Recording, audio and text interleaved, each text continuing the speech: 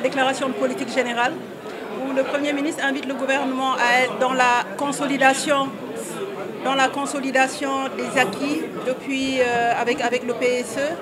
le pape 1, pape 2, pape 2A, et par rapport à l'équité territoriale, l'équité sociale, les programmes des filets sociaux, mais aussi inviter le gouvernement à être plus à l'écoute des populations et à mettre le cap, en dernier lieu, sur vraiment à faire cap sur l'émergence. Donc c'est dans ce sens que plusieurs points ont été abordés, plusieurs domaines. Je ne reviendrai pas sur le désenclavement, toutes les acquisitions, enfin toutes les réalisations qui ont été faites par rapport à l'axe 1 du PSE, sur la relance aussi de la production locale, mais sur les infrastructures routières. Vraiment, le bilan a été très bien tracé par rapport aux satisfecit qu'il faut donner au plan Sénégal émergent. Et aussi, mais il y a un autre point aussi sur lequel il serait bon aussi de pouvoir s'arrêter,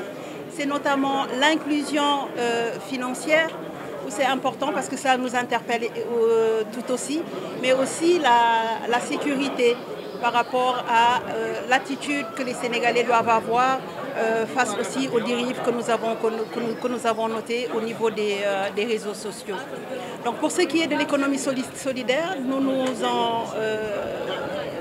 réjouissons de l'invite du Premier ministre qui dit qu'il va instruire son gouvernement à ce qu'on mette plus de cohérence à travers les différents sectoriels pour mettre beaucoup plus en avant l'économie sociale et solidaire qui participe à vraiment développer les différents terroirs et à pouvoir asseoir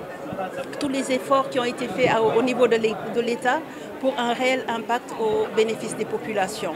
Il participe également à l'inclusion financière puisque ces populations bien formées, bien accompagnées pourront valablement aussi être des bénéficiaires des produits financiers. Toujours sur l'inclusion financière par rapport à toute la cohérence, tout le dispositif qui existe, qui a été mis en place par son Excellence le Président de la République, les différents instruments que nous connaissons en direction des femmes, des jeunes, que sont l'ADER, que sont le FONGIP par rapport à la garantie. Il a aussi parlé de l'ADPME, tout comme aussi